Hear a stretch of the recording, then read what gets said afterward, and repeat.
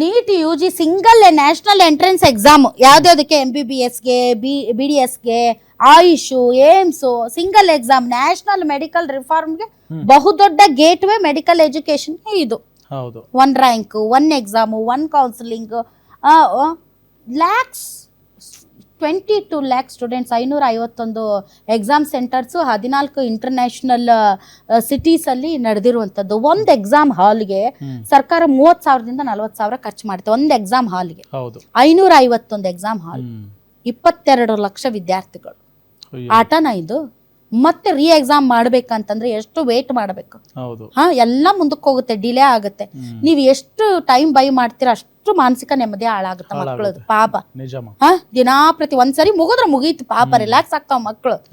ವರ್ಷ ಪೂರ್ತಿ ಇದನ್ನೇ ಮಾಡ್ಕೊಂಡು ಕೂತ್ರೆ ಯಾರು ಹೊಣೆ ಇದಕ್ಕೆ? ಯಾರಿಗೆ ಕೇಳ್ತೀರಿ ಇದನ್ನ? ಯಾರಿಗೆ ಕೇಳ್ತೀರಿ ಹೇಳಿ? ಕೋಚಿಂಗ್ ಹಬ್ಬು ನೀವು ನೋಡ್ಬೋದು, Kota, Sikar, Hyderabad, Delhi, Patna parallel education economy ನಡೆಸ್ತಾರ ಅವರು.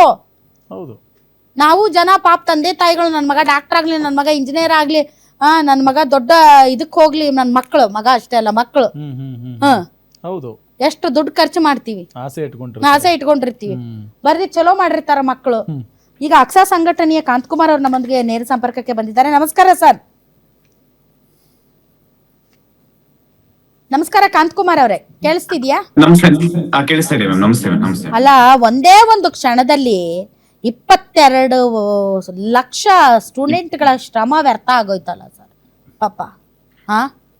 ಹೇಳೋರು ಕೇಳೋರು ಯಾರಿಲ್ಲ ಮೇಡಮ್. ಇದು ಫಸ್ಟ್ ಟೈಮ್ ಅಲ್ಲ ಇವ್ರು ಮಾಡ್ತಾ ಇರೋಂಥದ್ದು, ಇದು ರೆಗ್ಯುಲರ್ ಹಿಂಗೆ ಆಗ್ತಾ ಇದೆ ಪ್ರತಿಯೊಂದು ಎಕ್ಸಾಮ್ಸ್ ಅಲ್ಲಿ. ಈಗ ನಮೀಗ ಇದು ನೋಡೋ ತರ ಆಗಿದೆ ಮೇಡಮ್. ಈಗ ಏನೋ ಸ್ವಲ್ಪ ಎವಿಡೆನ್ಸ್ ಪ್ರೂಫ್ ಸಿಕ್ಕಿರೋದ್ರಿಂದ ಈ ತರ ಏನೋ ಸ್ಕ್ಯಾಮ್ ಆಗಿದೆ ಅಂತ ಹೇಳ್ತಾ ಇದೀವಿ. ಇದು ಗೊತ್ತಿಲ್ದಿರಾ ಎಷ್ಟು ಎಕ್ಸಾಮ್ಸ್ ಇದೇ ತರ ಸ್ಕ್ಯಾಮ್ ಆಗಿದೆ ಅಂತ ನಾವು ಫಸ್ಟ್ ಇದ್ರ ಬಗ್ಗೆ ತನಿಖೆ ಮಾಡ್ಬೇಕಾಗುತ್ತೆ. ಯಾಕೆಂದ್ರೆ ಇದು CBI ತನಿಖೆ ಕೊಡೋದ್ರಿಂದ ಇದೇನ್ ನ್ಯಾಷನಲ್ ಟೆಸ್ಟಿಂಗ್ ಏಜೆನ್ಸಿ ಇದೆಯಲ್ಲ ಮ್ಯಾಮ್, ಇದು ನ್ಯಾಷನಲ್ ಟೆಸ್ಟಿಂಗ್ ಏಜೆನ್ಸಿ ಅಲ್ಲ, ಇದು ನೆವರ್ ಟ್ರಸ್ಟ್ ಏಜೆನ್ಸಿ ಇದು.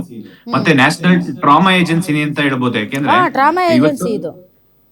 ಇದು ಖಂಡಿತ ಮ್ಯಾಮ್. ಯಾಕೆ ಅಂತಂದ್ರೆ ಈ ಒಂದು ವಿಚಾರವಾಗಿ 22,80,000 ವಿದ್ಯಾರ್ಥಿಗಳು ಇವತ್ತು ಏನಾಗಿದ್ದಾರೆ ಅಂತಂದ್ರೆ ಮುಂದೆ ಡಾಕ್ಟರ್ ಆಗಂತವ್ರು ಇವತ್ತು ಪೇಷಂಟ್ ಆಗಿದ್ದಾರೆ. ಆ ಪರಿಸ್ಥಿತಿ ಇವತ್ತು NTA ತಗೊಂಡ್ಬಂದಿದೆ. ಇದನ್ನ ತುಂಬಾ ಸೀರಿಯಸ್ ಆಗಿ ತಗೊಂಬೇಕು ಮ್ಯಾಮ್. ಯಾಕೆಂದ್ರೆ ಇವತ್ತು ನಾವು ಸ್ಟೇಟ್ ಅಲ್ಲಿ ಏನಾದ್ರು ಒಂದು ಸಣ್ಣ ಪುಟ್ಟ ವಿಚಾರ ಆಯ್ತಂತಂದ್ರೆ ಒಬ್ರು ಸಚಿವರನ್ನ ನಾವು ರಾಜೀನಾಮೆ ಕೊಡಿ ಅಂತ ಒತ್ತಾಯ ಮಾಡ್ತೀವಿ, ಇಲ್ಲ ಮಾನ್ಯ ಮುಖ್ಯಮಂತ್ರಿ ಸಿದ್ದರಾಮಯ್ಯ ಸರ್ ಮೇಲೆ ಒತ್ತಾಯ ಆಗ್ತಿದೀವಿ. ಇವತ್ತು ಸೆಂಟ್ರಲ್ ಗವರ್ಮೆಂಟ್ ಎಜುಕೇಶನ್ ಮಿನಿಸ್ಟರ್ ಅವ್ರು ಇದನ್ನ ರೆಸ್ಪಾನ್ಸಿಬಿಲಿಟಿ ತಗೋಬೇಕು, ಮತ್ತೆ ಸೆಂಟ್ರಲ್ ಗವರ್ಮೆಂಟ್ ಇಮಿಡಿಯೇಟ್ ಅವ್ರನ್ನ ರಾಜೀನಾಮೆ ತಗೋಬೇಕು ಮೇಡಮ್. ಅವ್ರಿಗೆ ಪನಿಷ್ಮೆಂಟ್ ಕೊಡ್ಬೇಕು. ಮತ್ತೆ ಒಂದು ಎಕ್ಸಾಮ್ ಸೆಂಟರ್, ಒಂದು ಎಕ್ಸಾಮ್ಸ್ ಕರೆಕ್ಟ್ ಆಗಿ ನಡ್ಸಕ್ ಬರಲ್ಲ ಅಂತಂದ್ರೆ ಸೆಂಟ್ರಲ್ ಗವರ್ಮೆಂಟ್ ಅಲ್ಲಿ ಇವತ್ತು ಎಷ್ಟು ಜನ ಸ್ಟೂಡೆಂಟ್ಸ್, ಯೂತ್ಸ್, ಅದ್ರಲ್ಲೂ ಇವತ್ತು ಭವಿಷ್ಯ, ಫ್ಯೂಚರ್, 50 ವರ್ಷದ ಫ್ಯೂಚರ್ ಡಿಸೈಡ್ ಮಾಡ್ಬೇಕಂದ್ರೆ ಇದು ಒಂದು ಟರ್ನಿಂಗ್ ಪಾಯಿಂಟ್. PUC ಆದ್ಮೇಲೆ ಒಂದು ನೀಟ್ ಎಕ್ಸಾಮ್ ಬರೆಯುವಂತದ್ದು ಒಂದು ಟರ್ನಿಂಗ್ ಪಾಯಿಂಟ್. ಫ್ಯೂಚರ್ ಅಲ್ಲಿ ನಾನು ಡಾಕ್ಟರ್ ಆಗ್ಬೇಕಾ ಏನೋ ಒಂದು ಡಿಸೈಡ್ ಮಾಡ್ಕೊಂಡು ಅವ್ರು ಬರ್ತಾರೆ, ಆ ಒಂದು ಎಕ್ಸಾಮ್ ಬರೀತಾರೆ ಅಂತ ಅಂದಾಗ ಇವತ್ತು ಸರ್ಕಾರ ಏನು ನಡೆಸ್ತದೆ, ಇವತ್ತು 300ರಿಂದ 400 ಕೋಟಿ ಇನ್ವೆಸ್ಟ್ ಮಾಡಿದ್ದಾರೆ. ಆ ದುಡ್ಡು ಯಾರ್ದದು? ನಾವು ಕಟ್ಟಿರೋಂತ ಟ್ಯಾಕ್ಸ್ ಮನಿಯಿಂದ ಇವತ್ತು ಸರ್ಕಾರ ನ್ಯಾಷನಲ್ ಟೆಸ್ಟಿಂಗ್ ಏಜೆನ್ಸಿಯಿಂದ ಇವತ್ತು ಎಕ್ಸಾಮ್ಸ್ ಕಂಡಕ್ಟ್ ಮಾಡಿದೆ. ಇವತ್ತು ಸುಮ್ನೆ ಬೇಕಾಬಿಟ್ಟು ಎಕ್ಸಾಮ್ಸ್ ಕಂಡಕ್ಟ್ ಮಾಡೋದ್ರಿಂದ ಇವತ್ತು ಒಂದು ಕ್ವಶನ್ ಪೇಪರ್ ಒಬ್ರು ಕ್ವಶನ್ ಪೇಪರ್ 50 ಲಕ್ಷ ದುಡ್ಡು ಕೊಟ್ಟು ತಗೊಂಡ್ರೆ ಆ ಕ್ವಶನ್ ಪೇಪರ್ ಏನ್ ಮಾಡ್ತಾರೆ ಮ್ಯಾಮ್, 10 ಜನಕ್ಕೆ 5 ಲಕ್ಷಕ್ಕೆ ಅವ್ನು ಇನ್ನೊಬ್ಬ 10 ಜನಕ್ಕೆ ಸೇಲ್ ಮಾಡ್ತಾನೆ. ಇದು ಹೆಂಗಾಗಿದೆ ಅಂತಂದ್ರೆ ಆ 10 ಜನಕ್ಕೆ ಸೇಲ್ ಮಾಡಿದ್ರೆ 50 ಲಕ್ಷ ಅವ್ನು ವಾಪಸ್ ತಗೊಂಡ, ಮತ್ತೆ ಇದ್ರಲ್ಲಿ ರ್ಯಾಂಕು ತಗೊಂತಾನೆ. ಒಂದು ಎರಡನೇದು ಏನಾಗುತ್ತೆ ಅಂದ್ರೆ 10 ಜನ 5 ಲಕ್ಷ ಕೊಟ್ಟಿರೋರು ಮತ್ತೆ ಅವನ್ ಏನ್ ಮಾಡ್ತಾನೆ 50 ಸಾವಿರ ತಿರ್ಗಾ ಮತ್ತೆ 10 ಜನಕ್ಕೆ ಮಾಡ್ತಾನೆ.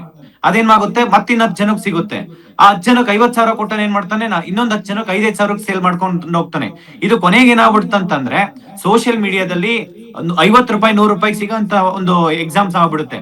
ಫಾರ್ ಎಕ್ಸಾಂಪಲ್ ನಾನು ನಾರ್ತ್ ಕರ್ನಾಟಕದಲ್ಲಿ ಕೆಲವೊಂದು ಕಾಲೇಜಸ್ ನೋಡಿದೀನಿ ಮ್ಯಾಮ್. ಹೆಂಗೆ ಅಂತಂದ್ರೆ ಎಕ್ಸಾಮ್ ಟೆಸ್ಟ್ ಪೇಪರ್ ಇರ್ಬೋದು, ಮೇನ್ಸ್ ಅಂದ್ರೆ ಫೈನಲ್ ಸೆಮಿಸ್ಟರ್ ಎಕ್ಸಾಮ್ಸ್ ಇರ್ಬೋದು, ಮತ್ತೆ ಫೈನಲ್ ಎಕ್ಸಾಮ್ಸ್ ಇರ್ಬೋದು. ಈ ಒಂದು ಎಕ್ಸಾಮ್ಸ್ ಇದೇ ರೀತಿ ಸೋಷಿಯಲ್ ಮೀಡಿಯಾದಲ್ಲಿ ವಾಟ್ಸ್ಆಪ್ ಅಲ್ಲಿ ಇನ್ನೇನ್ ನಾಳೆ ಎಕ್ಸಾಮ್ಸ್ ಅಂದ್ರೆ ಇವತ್ತು ಎಲ್ಲಾ ಕಡೆ ಶೇರ್ ಸಿಗುತ್ತೆ. ಇನ್ನು ಒಂದು 3-4 ಡೇಸ್ ಮುಂಚೆನೆ ಸಿಗುತ್ತೆ ಕ್ವಶನ್ ಪೇಪರ್ ಅಂತಂದ್ರೆ, ಅದು ರಿಟರ್ನ್ ಎಕ್ಸಾಮ್ಸ್ ಆದ್ರೆ. ಇದು ಮಲ್ಟಿಪಲ್ ಚಾಯ್ಸ್ ಕ್ವಶನ್ ಅಂತಂದ್ರೆ ನಮಗೆ ಲಾಸ್ಟ್ 10 ಮಿನಿಟ್ಸ್ ಸಾಕು ಮೇಡಮ್. ಇದು 10 ಮಿನಿಟ್ಸ್. ಯಾಕೆಂದ್ರೆ 10 ಮಿನಿಟ್ಸ್ ಅಲ್ಲಿ ಕ್ವಶನ್ ಆನ್ಸರ್ ನೋಡ್ಕೊಂಡು ಹೋಗ್ಬಿಟ್ರೆ ಏನಿದು ಪ್ರೀಮಿಯಂ ಗೆಸ್ಟ್ ಪೇಪರ್ ಅಂತಂದ್ರೆ ಏನಿದು? ಮೇಡಮ್ ಇದು ಕೆಲವೊಂದು ಕೋಚಿಂಗ್ ಇನ್ಸ್ಟಿಟ್ಯೂಟ್ ಅಲ್ಲಿ ಇರ್ಬೋದು, ಈಗ ಮಾಕ್ ಟೆಸ್ಟ್ ಯಾವ ರೀತಿ ಕೊಡ್ತಾರೆ ಮೇಡಮ್, ಈಗ ಕೋಚಿಂಗ್ ಇನ್ಸ್ಟಿಟ್ಯೂಟ್ ಅಲ್ಲಿ ಈಗ ಫಾರ್ ಎಕ್ಸಾಂಪಲ್ UPSC ಎಕ್ಸಾಮ್ ಇರ್ಬೋದು, ಮತ್ತೆ KPSC ಯಾವುದೇ ಒಂದು ಎಕ್ಸಾಮ್ಸ್ ಬಂದ್ರೆ ಒಂದು ಮಾಕ್ ಟೆಸ್ಟ್ ಅಂತ ಎವ್ರಿ ಸಂಡೇ ಕೊಡ್ತಾ ಇರ್ತಾರೆ ಮೇಡಮ್. ಇದನ್ನ ಏನ್ ಮಾಡ್ತಾರೆ, ಲಾಸ್ಟ್ ಒಂದು 2-3 ಪೇಪರ್ ಏನ್ ಮಾಡ್ತಾರೆ, ಲಾಸ್ಟ್ ಮಂತ್ ಒಂದು 2-3 ವೀಕ್ಸ್ ಇರ್ಬೇಕಾದ್ರೆ ಅವಾಗ ಗೆಸ್ ಪೇಪರ್ ಅಂತ ರಿಲೀಸ್ ಮಾಡ್ಕೊಂಡ್ ಬರ್ತಾರೆ. ಅಂದ್ರೆ ಗೆಸ್, ಈಗ ಫಾರ್ ಎಕ್ಸಾಂಪಲ್ ಇಂತಿಂತ ಕ್ವಶನ್ಸ್ ಬರ್ಬೋದು, ತುಂಬಾ ಅಂದ್ರೆ tricky questions, last previous year question paper ಮತ್ತೆ ಒಂದು ಮಾಡಲ್ ಕ್ವಶನ್ ಈಗಿನ ಪೇಪರ್ ತರ. ಸಿಲೆಬಸ್ ಪ್ರಕಾರ. ಹೌದು ಮೇಡಮ್, ಮಾಡೆಲ್ ಪೇಪರ್. ಈಗ ಮಿಡ್ ಟರ್ಮ್ ಎಕ್ಸಾಮ್ಸ್ ಅಲ್ಲಿ ಏನು ನಾವು ಕ್ವಶನ್ ಪೇಪರ್ ತಗೊಂಡು ಫೈನಲ್ ಎಕ್ಸಾಮ್ಸ್ ಮುಂಚೆ ಆ ರೀತಿ ಇತ್ತು, ಇವಾಗ ಇದ್ರ ತರ ಏನೋ ಒಂದು ಮಾಡೆಲ್ ಪೇಪರ್, ಗೆಸ್ ಪೇಪರ್ ತರ ಓಪನ್ ಮಾಡ್ಕೊಂಡು ಕರೆಕ್ಟ್. ಈ ಇದೇನಾಗಿದೆ NTA ಗಿಂತ ಈ ಕೋಚಿಂಗ್ ಇಕೋಸಿಸ್ಟಮ್ ತುಂಬಾ ದೊಡ್ಡದಾಯ್ತಾ ಸರ್? ಅದ್ರದ್ದು ಜಾಲನೇ ತುಂಬಾ ದೊಡ್ಡದಾಯ್ತಾ ಸರ್? ಮೇಡಮ್ ಇದು ಕೋಚಿಂಗ್ ಇನ್ಸ್ಟಿಟ್ಯೂಟ್, ಇವಾಗ ನೀವೇನ್ ಮಾತಾಡಿದ್ರಲ್ಲ ಮ್ಯಾಮ್, ಇದು 100% ಇದು ಕೋಚಿಂಗ್ ಇನ್ಸ್ಟಿಟ್ಯೂಟ್ ಅನ್ನೋದು ಒಂದ್ ಏನಂತಂದ್ರೆ, ಇದು ಕೋಚಿಂಗ್ ಇನ್ಸ್ಟಿಟ್ಯೂಟ್ ಆಕ್ಚುಲಿ ಸ್ಟೂಡೆಂಟ್ಸ್ ಗೆ ಬೆನಿಫಿಟ್ ಆಗ್ತಾ ಇಲ್ಲ, ಕೋಚಿಂಗ್ ಇನ್ಸ್ಟಿಟ್ಯೂಟ್ ಓನರ್ ಗೆ ಬೆನಿಫಿಟ್ ಆಗ್ತಾ ಇದೆ. ಇದೊಂಥರ ಏನ್ ಅವಾಗ್ಲೇ ಒಂದ್ ಪದ ಯೂಸ್ ಮಾಡಿದ್ರಿ, ದಂಧೆ ನಡೀತಾ ಇದೆ ಅಂತರ. ಅಂದ್ರೆ ಆ ಟೈಪ್ ಇದು ಏನಂದ್ರೆ, ಇದೊಂಥರ ಫ್ಯಾಕ್ಟ್ರಿ. ಈಗ ನಮ್ಮ ಕರ್ನಾಟಕದಲ್ಲಿ IT-BT ಹಬ್ ಹೆಂಗಿದೆ, ರಾಜಸ್ಥಾನದಲ್ಲಿ ಒಂಥರ ಕೋಟಾ ಒಂದು ಒಂದು ಫ್ಯಾಕ್ಟ್ರಿ ತರ ಅದು. ಅಷ್ಟು ಕೋಚಿಂಗ್ ಇನ್ಸ್ಟಿಟ್ಯೂಟ್ ಇದೆ ಮೇಡಮ್. ಬರೀ ನೀಟು, JEE ಮತ್ತೆ UGC ನೆಟ್ ಈ ತರ ಒಂದು ಎಕ್ಸಾಮ್ಸ್ಗೆ ತುಂಬಾ ಜನ ಅಲ್ಲಿ ಪ್ರಿಪರೇಷನ್ ನಾನು ಮತ್ತೆ ಕೇಳಿದೀನಿ ಕೋಚಿಂಗ್ ಸರ್, ಕೋಟಾ, ಲಕ್ಷಾಂತರ ಸಿಕ್ಕರು, ಜನ ಇದ್ದಾರೆ. ಹೈದರಾಬಾದ್, ಡೆಲ್ಲಿ, ಹೌದೌದು. ಪಾಟ್ನಾ. ಈಗ ನೋಡಿ ನಾಸಿಕಲ್ಲೇ ಅಂತೆ ಪ್ರಶ್ನೆ ಪತ್ರಕ್ಕೆ ಸೋರಿಕೆ ಆಗಿರೋದು. ತುಂಬಾ ದಪ್ಪ ಇದ್ದೀರಾ, ಅದರಲ್ಲೂ ಯಾವುದೇ ಸೈಡ್ ಎಫೆಕ್ಟ್ ಇಂದ ಸಣ್ಣ ಆಗ್ಬೇಕಾ? ಎಷ್ಟೋ ಜನ ಹೇಳ್ತಾ ಇದ್ರಿ, ಸರ್ ನಾನು ಜಿಮ್ಗೆ ಹೋಗ್ತಾ ಇದ್ದೀನಿ ಆದ್ರೂ ಸಣ್ಣ ಆಗ್ತಾ ಇಲ್ಲ ಸರ್, ವರ್ಕೌಟ್ ಮಾಡ್ತಾ ಇದ್ದೀನಿ ಆದ್ರೂ ಸಣ್ಣ ಆಗ್ತಾ ಇಲ್ಲ ಅಂತ ಹೇಳ್ತಾ ಇದ್ರಲ್ಲ. 100% ಯಾವ ಜಿಮ್ಗೂ ಹೋಗ್ದಂಗೆ ವರ್ಕೌಟು ಮಾಡ್ದಂಗೆ ನೀವು ಸಣ್ಣ ಆಗ್ಬೋದು. ಪ್ರತಿದಿನ ಬೆಳಿಗ್ಗೆ ಸಂಜೆ 2 ಟೈಮ್ ನಮ್ಮ ಜೀನಿ ಸ್ಲಿಮ್ ನ ಯೂಸ್ ಮಾಡಿ ಯಾವುದೇ ಸೈಡ್ ಎಫೆಕ್ಟ್ ಇಲ್ದಂಗೆ ನೀವು ಸಣ್ಣ ಆಗ್ತೀರಾ. ಯಾಕೆಂದ್ರೆ ಜೀನಿ ಸ್ಲಿಮ್ ಒಂದು ಉತ್ತಮ ಆಹಾರ. ನೋಡಿ ಮೇಡಮ್, ಒಂದು ಕ್ವಶನ್ ಪೇಪರ್ ಸಿಕ್ಕಿದ್ರೆ ಸಾಕು. ಇದು ಈಗಿರೋ ಸೋಷಿಯಲ್ ಮೀಡಿಯಾದಲ್ಲಿ ಬರೀ ರಾಜಸ್ಥಾನ ಅಲ್ಲ, ಇಡೀ ಎಂಟೈರ್ ನೇಷನ್, ನೀವು ಬೇಕಾದ್ರೆ ಯಾವ ಸ್ಟೇಟ್ ಬೇಕಾದ್ರೂ ಕ್ವಶನ್ ಪೇಪರ್. ಯಾಕೆಂದ್ರೆ ಫ್ರೆಂಡ್ ಸರ್ಕಲ್ ಹಂಗಿರುತ್ತೆ, ಒಬ್ಬ ಫ್ರೆಂಡ್ಸ್ ಸಿಕ್ಕದ್ ಸಾಕು, ಅವನ ಒಂದ್ 10 ಜನಕ್ ಮಾಡ್ತಾನೆ, ಅವನ ಒಂದ್ 10 ಜನಕ್ ಮಾಡ್ತಾನೆ. ಹಿಂಗ ಏನಾಗ್ಬಿಡುತ್ತಂದ್ರೆ ಎಲ್ಲಾರ ಹತ್ರ ಕ್ವಶನ್ ಪೇಪರ್ ಇರುತ್ತೆ. ಹಿಂಗಂತ ಅಂದಾಗ ಕೋಚಿಂಗ್ ಬ್ರೋಕರ್ ನೆಟ್ವರ್ಕ್. ಹೌದು ಮೇಡಮ್. ಈಗ CBI ತನಿಖೆ ಕೊಟ್ಟವ್ರೆ, ಮತ್ತೆ ಈಗ ಏನು ಒಂದಷ್ಟು ಜನ ಸಿಗ್ತಾರಲ್ಲ ಮೇಡಮ್, ಅವ್ರಿಗೆ ಪನಿಷ್ಮೆಂಟ್ ಆದ್ರೆ ಏನಾಗುತ್ತೆ ಹೇಳಿ? ಜಾಸ್ತಿ ಅಂದ್ರೆ ಒಂದ್ 5 ವರ್ಷ ಅಷ್ಟೇ ಆಗುತ್ತೆ ಅವ್ರಿಗೆ. 5 ವರ್ಷ ಒಂದು ಜೈಲಲ್ಲಿ ಇರ್ತಾರೆ, ಇವ್ರು ಬೇಲ್ ಸಿಗುತ್ತೆ, ಈಸಿಯಾಗಿ ಹೊರಗಡೆ ಬರ್ತಾನೆ. ತಿರ್ಗಿ ಮತ್ತೆ 5 ವರ್ಷ ಆದ್ಮೇಲೆ ಮತ್ತೆ ಅದೇ ಕೆಲಸ ಮಾಡ್ತಾನೆ ಮೇಡಮ್, ಬೇರೆ ಇನ್ನೇನು ಮಾಡಲ್ಲ ಅವನು. ಯಾಕೆಂದ್ರೆ ಅದ್ರಲ್ಲಿ ಕೋಟಿ ದುಡ್ಡು ಮಾಡಿರ್ತಾರೆ ಮೇಡಮ್ ಇವರು, ಕೋಟಿ ದುಡ್ಡು ಮಾಡಿರ್ತಾರೆ. ಮತ್ತೆ ಅವರಿಗೆ ನೀಟಾಗಿ ಅವ್ರಿಗೆ ಕಾಂಟ್ಯಾಕ್ಟ್ಸ್ ಇರುತ್ತೆ, ಯಾರನ್ನ ಇಟ್ಕೊಂಡ್ರೆ ಎಲ್ಲಿ ಕ್ವಶನ್ ಪೇಪರ್ ತಗೊಂಡ್ಬರ್ಬೋದು, ಮತ್ತೆ ಯಾವ ರೀತಿ ಸೇಲ್ ಮಾಡ್ಬೋದು ಅವ್ರ ಕ್ವಶನ್ ಪೇಪರ್ ಅನ್ನೋದು ತುಂಬಾ ನೀಟಾಗಿ ಗೊತ್ತಿರುತ್ತೆ ಅವರಿಗೆ. ಹಿಂಗಾಗಿ ಒಂದ್ಸತಿ ಅವ್ನು ಯಾರಿದ್ದಾರೆ ಅವನಿಗೆ ಸಿವಿಯರ್ ಪನಿಷ್ಮೆಂಟ್ ಆಗ್ಬೇಕು. ಇವತ್ತು ಒಬ್ಬ ಇಬ್ರು ಮಾಡೋ ತಪ್ಪಿಂದಲ್ಲ ಮೇಡಮ್, ಇವರು ಇದ್ರಲ್ಲಿ ಒಂದು ಗ್ಯಾಂಗ್ ಅನ್ನೋದು ಇರುತ್ತೆ ಒಂದು. ಆ ಎಂಟೈರ್ ಗ್ಯಾಂಗ್ ನ ಒಂದ್ಸತಿ ಅವ್ರಿಗೆ ಪನಿಷ್ಮೆಂಟ್ ಯಾವ ರೀತಿ ಇರ್ಬೇಕಂತಂದ್ರೆ, ಇನ್ನೊಂದ್ಸತಿ ಅವರು ಲೈಫ್ ಟೈಮ್ ಅಲ್ಲಿ ಈ ತರ ಯೋಚನೆನೂ ಮಾಡ್ಬಾರ್ದು. ಕ್ವಶನ್ ಪೇಪರ್ ಇರ್ಬೋದು, ಮತ್ತೆ ಆ ಪನಿಷ್ಮೆಂಟ್ ಪಬ್ಲಿಕ್ ಗೊತ್ತಾಗಬೇಕು. ಪಬ್ಲಿಕ್ ಯಾರು ಹೊಣೆ? ಯಾರು ಹೊಣೆ? ಕಾಂತಕುಮಾರ್ ಅವ್ರೆ, ಇದಕ್ಕೆ ಯಾರು ಹೊಣೆ? ಹೊಣೆಗಾರಿಕೆ ಒತ್ಕೋಬೇಕಲ್ಲ sir. Government madam, education minister, central government education ನೀವು ಮಿನಿಸ್ಟರ್. ಕೇಳಿ ನೋಡಿ, ಮೊದ್ಲು ಇತ್ತು ಅವೆಲ್ಲ ನೈತಿಕತೆ. ರೈಲ್ವೆ ದುರಂತ ಆಯ್ತು ಅಂತ ರೈಲ್ವೆ ಸಚಿವರು, ಪ್ರಶ್ನೆ ಪತ್ರಕ್ಕೆ ಸೋರಿಕೆ ಆಯ್ತು ಅಂತ ಈಗ ಮೇಡಮ್, ಈಗ ಎಜುಕೇಶನ್ ಮಿನಿಸ್ಟ್ರು, ಸೆಂಟ್ರಲ್ ಅವೆಲ್ಲ ಏನು ಇಲ್ಲ ಸರ್. ಈಗ ಯಾರು ನೈತಿಕ ಹೊಣೆನೂ ಇಲ್ಲ, ಯಾರಿಗೂ ಯಾವುದೇ ರೀತಿಯಾದಂತಹ ಉತ್ತರದಾಯಿತ್ವ ಇಲ್ಲ. ಸ್ಟೂಡೆಂಟ್ಸು ಅವ್ರ ತಂದೆ ತಾಯಿಗಳು ಅಷ್ಟೇ ಮೇಡಮ್. ಇದು ಜವಾಬ್ದಾರಿ ತಗೋಬೇಕು. ಯಾಕೆಂದ್ರೆ ನಾವು ಬಿಜೆಪಿ ಅವ್ರ ಕೇಳಿದ್ರೆ ಕಾಂಗ್ರೆಸ್ ಅವ್ರ ಮೇಲೆ ಹೇಳೋದು, ಕಾಂಗ್ರೆಸ್ ಅವ್ರ ಮೇಲೆ ಕೇಳಿದ್ರೆ ಬಿಜೆಪಿ ಅವ್ರ ಮೇಲೆ ಹೇಳೋದಲ್ಲ. ಇನ್ಕ್ಲೂಡಿಂಗ್ ನಮ್ ಕರ್ನಾಟಕದಲ್ಲಿ KPSC ಅಲ್ಲಿ ಒಂದು ಕನ್ನಡ ಕ್ವಶನ್ ಪೇಪರ್ ತೆಗೆಯೋದಕ್ ಬರ್ತಾ ಇಲ್ಲ ಅವರಿಗೆ. ಇಂಗ್ಲಿಷ್ ಇಂದ Kannada translation KS question paper, ಅದರಲ್ಲಿ ಫ್ಯೂಚರ್ 384 ಪೋಸ್ಟ್ 76,000 ಜನ ಕನ್ನಡ ಅಭ್ಯರ್ಥಿಗಳಿಗೆ ಅನ್ಯಾಯ ಮಾಡಿದ್ದಾರೆ. ಕೋರ್ಟಲ್ ಕೂಡ KPSC ಅಕ್ಸೆಪ್ಟ್ ಮಾಡಿದ್ದಾರೆ. ಇವತ್ತು 350 ಜನಕ್ಕೆ ಮೈನ್ಸ್ ಕೊಟ್ಟಿದ್ದಾರೆ. 100 ಕ್ವಶನ್ಸ್ ಇವತ್ತು CBI ತನಿಖೆ ಮಾಡಿ ಪ್ರತಿ ಒಂದು ಹಂತದಲ್ಲೂ ಸ್ಕ್ಯಾಮ್ ಆಗಿದೆ ಅಂತ ಹೇಳಿ. ಇವತ್ತು ಈ ತರ ಕ್ವಶನ್ ಪೇಪರ್ ಈಗ ಸ್ಕ್ಯಾಮ್ ಆಗಿದೆ ಅಂತ ಹೇಳಿದಾಗ, ಈಗ ಇಷ್ಟು ನ್ಯಾಷನಲ್ ಲೆವೆಲ್ ಗೆ ಸ್ಕ್ಯಾಮ್ ಅಂದ್ರೆ, ಒಂದು NTA ಏಜೆನ್ಸಿಯಿಂದ ಒಂದು ಈ ಕ್ವಶನ್ ಪೇಪರ್ ಲೀಕ್ ಆಗಿದೆ ಅಂತ ಹೇಳಿದ ತಕ್ಷಣ ಇಮಿಡಿಯೇಟ್ ನೀವು CBI ತನಿಖೆ ಕೊಟ್ರಿ. ನಮ್ ಸ್ಟೇಟ್ ಅಲ್ಲಿ ಏನ್ ಆಕ್ಷನ್ ತಗೊಂಡ್ರಿ ಮೇಡಮ್? ಇದ್ರು ಏನು ತಗೊಂಡಿಲ್ಲ. ಒಂದು CID ತನಿಖೆ ಮಾಡಿದ್ರ, SIT ತನಿಖೆ ಮಾಡಿದ್ರ, CBI ಕೊಟ್ರ, ಏನು ಮಾಡಿಲ್ಲ. ಇವತ್ತು ಕನ್ನಡ ಅಭ್ಯರ್ಥಿಗಳನ್ನ ಬಲಿಪಶು ಮಾಡಿದ್ರು. ಮಾನ್ಯ ಮುಖ್ಯಮಂತ್ರಿ Siddaramaiah sir on the floor of the house assembly ಏನ್ ಹೇಳಿದ್ರು? ವ್ಯಾಕರಣ, ಸಂಧಿ, ಸಮಾಸ. ಮೇಡಮ್ ಕೋರ್ಟ್ ಏನ್ ಹೇಳಿತ್ತು ಅದನ್ನ ನಾವು ಅಕ್ಸೆಪ್ಟ್ ಮಾಡ್ತೀನಿ ಅಂತ ಹೇಳಿದ್ರು. ಇವತ್ತು ಏನು ಮಾಡ್ತಾ ಇಲ್ಲ. ಇವತ್ತು ಸುಮ್ನೆ ಅದೇ ನೀವು ಸೋಷಿಯಲ್ ಸಿದ್ದರಾಮಯ್ಯನವರು ಭಾರಿ ವ್ಯಾಕರಣ ಎಲ್ಲ ಮಾತಾಡ್ತಾರೆ ಕನ್ನಡದ ಬಗ್ಗೆ. ಆದರೆ ಕನ್ನಡದಲ್ಲಿ ಎಕ್ಸಾಮ್ ಬರೆದಂತಹ ವಿದ್ಯಾರ್ಥಿಗಳ ಬಗ್ಗೆ ಒಂದಿಷ್ಟಾದರೂ ಒಂದು ಒಂದು ಒಂದು ಪ್ರೀತಿಯನ್ನು ವ್ಯಕ್ತಪಡಿಸುವಂತಹ ಯಾವುದೇ ಅವು ನೋಡೇ ಇಲ್ಲ. ಅವ್ರು ಯಾರೇ ಆಗಿರ್ಲಿ, ಅವರು ಸಿದ್ದರಾಮಯ್ಯನವರೇ ಮೇಡಮ್ ಇದು ಆಗಿರ್ಲಿ, ಬಿಜೆಪಿ ಏನಂತಂದ್ರೆ ನೋಡಿ ಒಂದ್ ಸಣ್ಣ ಸ್ಮಾಲ್ ಜೆಸ್ಚರ್ ಕೂಡ ನೋಡಲ್ಲ ಅವ್ರ ಮೇಡಮ್, ಕಡೆಯಿಂದ. ನೀಟ್ ಎಕ್ಸಾಮ್ಸ್ ಇರ್ಬೋದು, JEE ಇರ್ಬೋದು, ಮತ್ತೆ UGC ನೆಟ್, ಯಾವುದೇ ಕಾಂಪಿಟೇಟಿವ್ ಎಕ್ಸಾಮ್ಸ್ ಅಂತ ಬಂದಾಗ ಪ್ರತಿ 1 ಮಾರ್ಕ್ಸ್ ಅಂದ್ರೆ 0.1 ಮಾರ್ಕ್ಸ್ ಕೂಡ ಇಂಪಾರ್ಟೆಂಟ್ ಇರುತ್ತೆ. ಪ್ರತಿ ಕ್ವಶನ್ಸ್ ಕೂಡ ಇಂಪಾರ್ಟೆಂಟ್ ಇರುತ್ತೆ. ಆ ಒಂದೊಂದು ಇಲ್ಲ, ಕ್ವಶನ್ಸ್ ನಾನು ಅಲ್ಲಿ ಅದನ್ನೇ ರ್ಯಾಂಕ್ ಇನ್ಫ್ಲೇಷನ್ ಅಂತ ಮಾತಾಡ್ತಾ ಇದ್ದೆ. ಈಗಿನ ಹೆಂಗಿದೆ ಅಂತಂದ್ರೆ ರ್ಯಾಂಕ್ ಹೋರಾಟ ಯಾವ ರೀತಿ ಇರುತ್ತೆ ಅಂದ್ರೆ 99 ತಗೊಂಡ್ರು ಸಾಕಾಗಲ್ಲ ಮೇಡಮ್. 100 ತಗೊಂಡ್ರು ಸಾಕಾಗಲ್ಲ. ಇವಾಗ ಏಜ್ ಈಗ 9th 10th ಇವಾಗ ನೀವು ನೋಡ್ಬೇಕು ಎಕ್ಸಾಮ್ಸ್ ಅಲ್ಲಿ 100 ತಗೊಂಡಿರೋರೆ ಯಾವ್ದಾದ್ರು ಒಂದು ನೋಟಿಫಿಕೇಶನ್ ಮಾಡಿದ್ರೆ ಒಂದ್ 1,000-2,000 ನೋಟಿಫಿಕೇಶನ್ ವೇಕೆನ್ಸಿ ಕರೆದ್ರೆ 100 ತಗೊಂಡಿರೋರು 10,000 ಜನ ಇರ್ತಾರೆ, 10,000 20,000 ಜನ ಇರ್ತಾರೆ. ಅದ್ರಲ್ಲಿ ನೀವು ಯಾರು ಏಜ್ ಜಾಸ್ತಿ ಇದಾರೆ ಅವ್ರನ್ನ ತಗೊಂಬಂದ್ರು ಒಂದೇ ಡೇಟ್ ಅಲ್ಲಿ ಹುಟ್ಟಿರೋರೆ 100 ಜನ ಇದಾರೆ.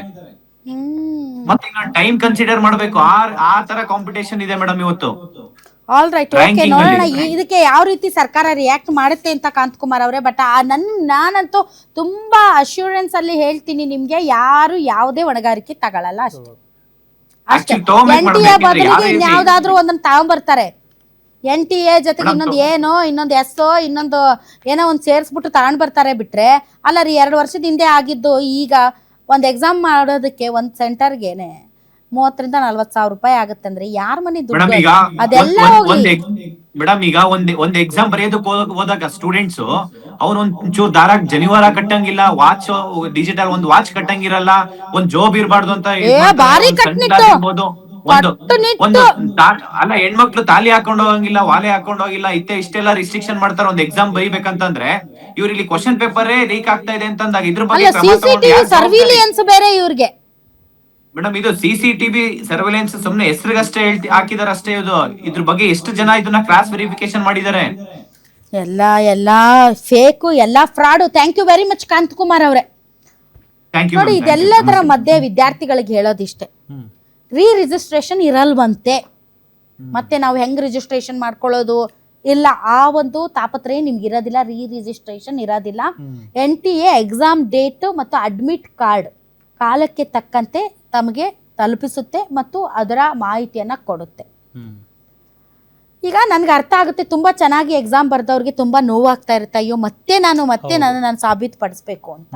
ಚೆನ್ನಾಗಿ ಬರದೇ ಇರೋರಿಗೆ ಇನ್ನೊಂದು ಅವಕಾಶ ಸಿಕ್ಕಿದೆ. ಸೊ ಚೆನ್ನಾಗಿ ಬರ್ದವ್ರು, ಚೆನ್ನಾಗಿ ಬರೀದೇ ಇರೋರು, ನೀವು ಈ ಒಂದು ಸತ್ಯವನ್ನ ಅರ್ಗಿಸ್ಕೊಳ್ಳಿ. ಯಾಕೆ ಹಿಂಗಾಯ್ತು, ಯಾಕಾಯ್ತು, ನಮ್ ಜೊತೆಗೆ ಆಟ ಆಡ್ತಾ ಇದ್ದಾರೆ, ನಮ್ ಭವಿಷ್ಯ ಹಾಳಾಗೋಯ್ತು ಅಂತ ನೀವೇನಾದರೂ ಕೈ ಕಟ್ಟಿ ಕುಳಿತುಕೊಂಡ್ರೆ ನೀವು ವೈದ್ಯರಾಗುವಂತಹ ಕನಸು ಹಾಳಾಗೋಗುತ್ತೆ. ಸೊ ಈ ವ್ಯವಸ್ಥೆಯಲ್ಲಿ ಇದ್ದೇ ನಾವು ಹೋರಾಡಬೇಕಾಗಿರೋದ್ರಿಂದ ಸಿಕ್ಕಂತಹ ಅವಕಾಶವನ್ನ ಮತ್ತೆ ರೀಸ್ಟಾರ್ಟ್ ಮಾಡಿ, ಕೆಟ್ಟ ಕನಸು ಅಂತ ಮರೆತು ಬಿಡಿ. ಯಾಕೆ ಅಂತಂದ್ರೆ ನಿಮ್ಮ ಗುರಿ ನಿಮಗೆ ತುಂಬಾ ಮುಖ್ಯ. 2 ವರ್ಷಗಳಿಂದ ನೀವು ಗುರಿಯನ್ನ ಇಟ್ಕೊಂಡು ಹೋದ್ರಿ. ಈಗ ಮತ್ತೆ ಒಂದು ಟೆಸ್ಟಿಂಗ್ ಪೀರಿಯಡ್ ಇದಕ್ಕೆ ನಿಮ್ಮ ಮನಸ್ಸನ್ನ ಹಾಳು ಮಾಡಿಕೊಂಡು ನಿಮ್ಮ ಗುರಿಯನ್ನ ಹಾಳು ಮಾಡ್ಕೋಬೇಡಿ. ದಯವಿಟ್ಟು ಮಕ್ಕಳು ಮತ್ತೆ ಹೊಸ ಸ್ಟಾರ್ಟ್ ಮಾಡಿ. ಇದನ್ನ ಬ್ಲೇಮ್ ತರ ತೆಗೆದುಕೊಳ್ಬೇಡಿ. ಇದು ಮತ್ತೊಂದು ಆಪರ್ಚುನಿಟಿ ಅಂತ ಅನ್ಕೊಳ್ಳಿ. ಅಷ್ಟೇ ಅಲ್ಲ, ಈ ಕೆಟ್ಟ ವ್ಯವಸ್ಥೆಗೆ ನೀವು ಬಲಿಯಾಗಬೇಡಿ. ನೀವು ಡಾಕ್ಟರ್ ಆಗಬೇಕು ಅನ್ನುವಂಥ ಕನಸನ್ನ ಬಲಿ ಮಾಡಬೇಡಿ. ಯಾರು ಸರಿನೋ ಯಾರು ತಪ್ಪೋ ಅದನ್ನ ತನಿಖಾ ಸಂಸ್ಥೆಗಳಿಗೆ ಬಿಟ್ಟು ಬಿಡೋಣ ಅಷ್ಟೇ. ನೀವು ಮಾತ್ರ ಮಾನಸಿಕವಾಗಿ ಕುಗ್ಗಬೇಡಿ. ದಯವಿಟ್ಟು ಮಾನಸಿಕವಾಗಿ ಕುಗ್ಗಬೇಡಿ.